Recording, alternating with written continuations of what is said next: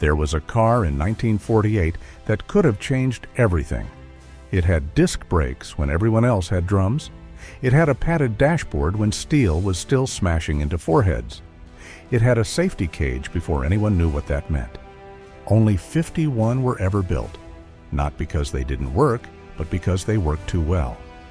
What happens when you're right but the world isn't ready? The war had just ended. Boys were coming home to ticker tape parades and the promise of normalcy. Families wanted houses with white picket fences and shiny new automobiles parked in the driveway. But there was a problem. Detroit hadn't made a civilian car since 1942. Every factory had been churning out tanks, bomber engines, and artillery shells. The assembly lines that once built Fords and Chevrolets had been building the machinery of war. Preston Tucker saw an opportunity. He wasn't like the men who ran General Motors, or Ford, or Chrysler. He didn't wear expensive suits or sit in boardrooms making careful decisions. He was a former cop who once burned a hole in his patrol car dashboard to pipe in heat during a freezing Michigan winter. He got demoted for that little stunt. But that was Tucker. He saw a problem and he fixed it. Consequences be damned. Preston Thomas Tucker was born on September 21, 1903, on a peppermint farm in Capic, Michigan. His father was a railroad engineer who died when Preston was just 4 years old. His mother, a schoolteacher, raised him alone in Lincoln Park, a suburb of Detroit. Even as a small boy, Preston couldn't stay away from automobiles. He learned to drive at age 11, sneaking behind the wheel whenever he could. By 13, he'd quit school to become an office boy at Cadillac, rolling through the offices on roller skates to make his deliveries faster. At 16, Tucker had already figured out his calling. He'd buy used cars, fix them up in his spare time, and sell them for a profit. It wasn't just about the money, it was about understanding how these machines worked, how they could be better. He attended Cass Technical High School in Detroit for a while, but formal education couldn't hold him. The real education was happening in garages and dealerships and on the streets where cars were sold. At 19, Tucker joined the Lincoln Park Police Force, not because he wanted to fight crime, but because he wanted to drive those fast police cars and motorcycles. Can you imagine that kind of single-minded passion? His mother found out he was below the department's minimum age requirement and had him removed. But Tucker came back later, and that's when he pulled his dashboard stunt with the blowtorch. The department banned him from driving police vehicles. So he moved on. Tucker worked the Ford assembly line. He managed a gas station that eventually became a small Studebaker dealership. He sold cars for Chrysler in Memphis, for Pierce Arrow in Buffalo, for Dodge back in Detroit. Everywhere he went, Tucker learned. He learned what customers wanted. He learned what they complained about. And he learned that the big manufacturers didn't really care about solving those complaints as long as the cars kept selling. In the 1930s, Tucker started making an annual pilgrimage to Indianapolis for the 500-mile race. He'd stand there watching those race cars scream around the track, and he'd think about what automobiles could really do when performance mattered more than profit margins. That's where he met Harry Miller, the legendary engine designer whose motors had won more races at Indy than anyone else's. Miller was a genius with engines, but terrible with money. By 1933, he'd declared bankruptcy and was looking for a fresh start.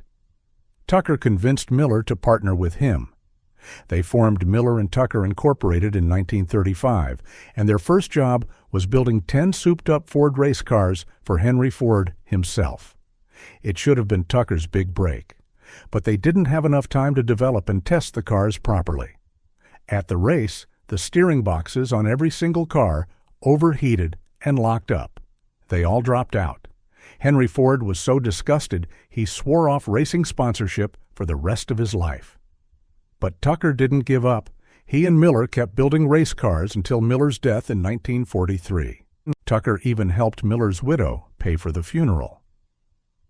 Tucker had spent the war years building gun turrets in a machine shop behind his house in Ypsilanti. The Tucker turret was a swiveling marvel used in bombers, and it made him enough money to dream bigger. He'd worked with race car designer Harry Miller. He knew what cars could really do, what they were capable of when you stopped playing it safe. And he knew something else, too.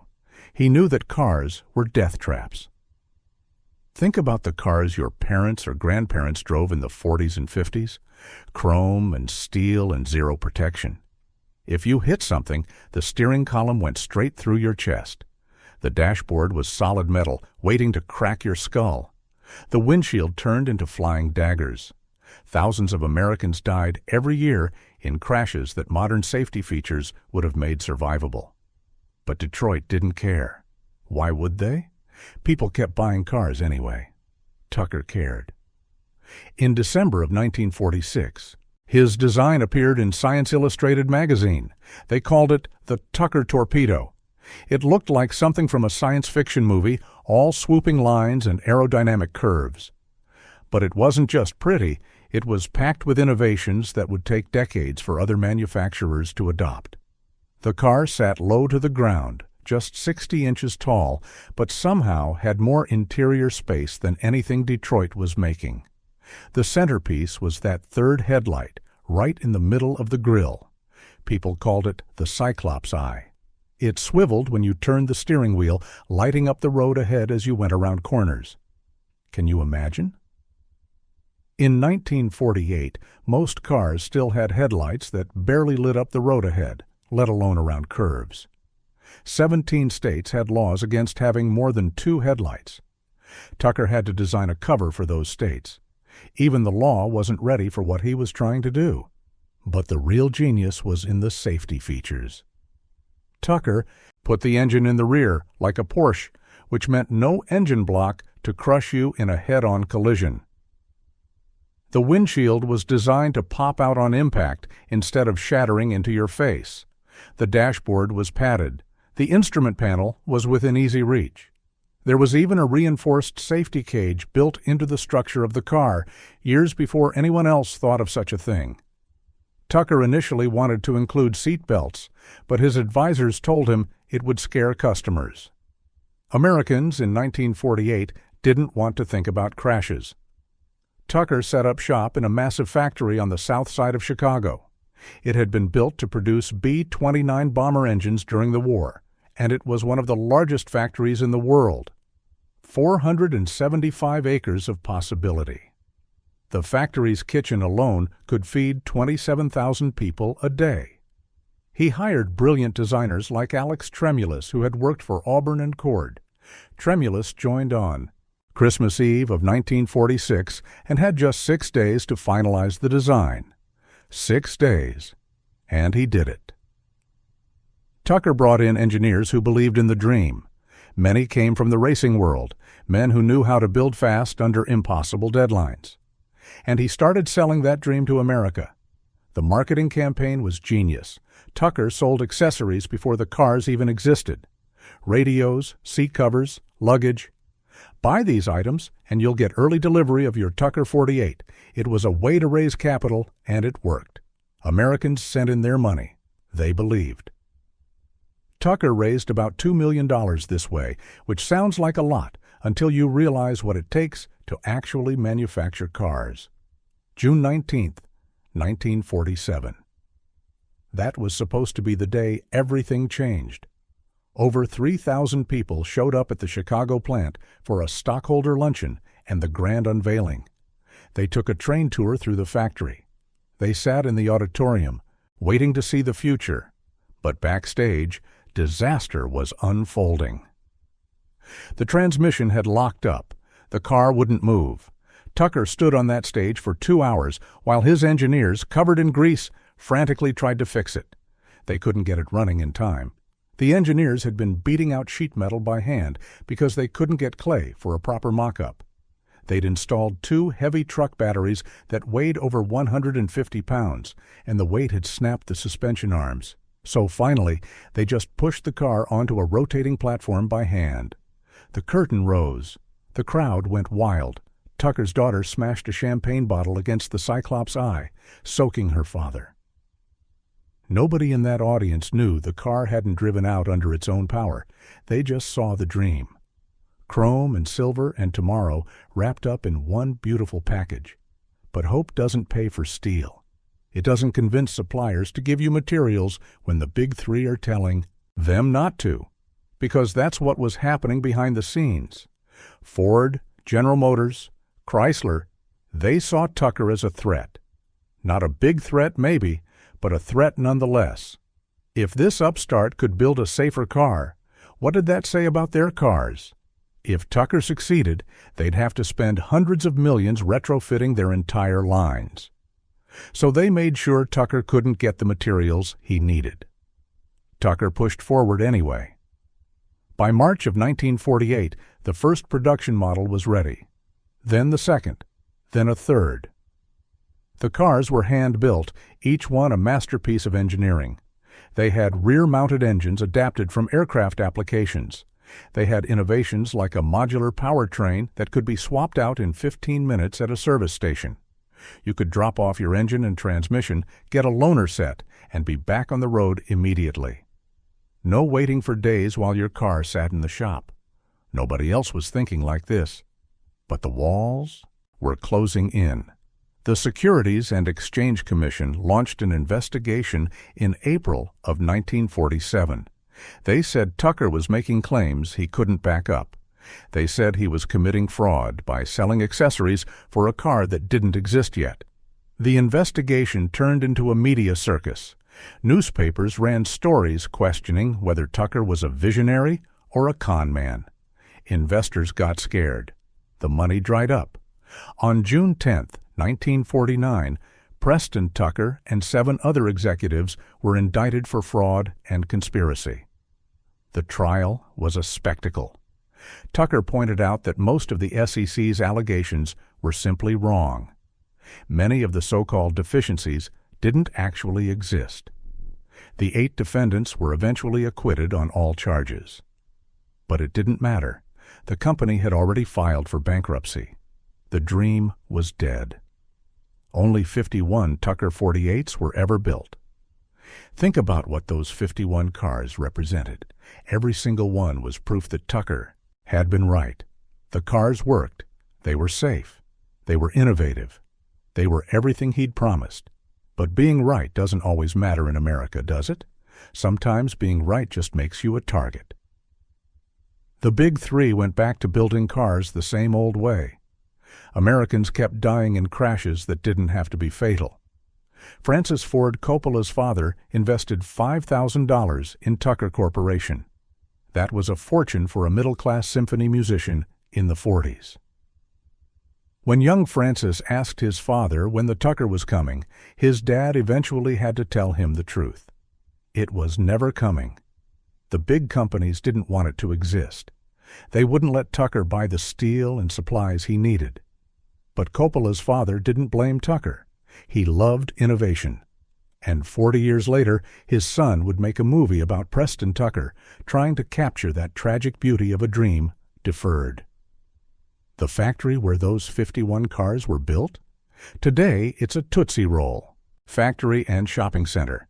You can buy candy where they once tried to build the future. 47 of those original Tucker 48s still exist, scattered in collections around the world. One sits in the Smithsonian, champagne-colored and timeless. People walk past it and wonder what might have been. The features Tucker pioneered eventually became standard, of course. Padded dashboards showed up in the 50s and 60s. Disc brakes became common. Safety cages and crumple zones and all the innovations that save lives today, Tucker thought of them first. He thought of them in 1947 in a machine shop behind his house, while Detroit was still building steel coffins on wheels.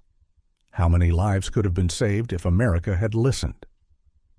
Preston Tucker died on December 26, 1956. He was only 53 years old. He died believing he'd failed. He died watching the big three continue to dominate an industry he'd tried to revolutionize.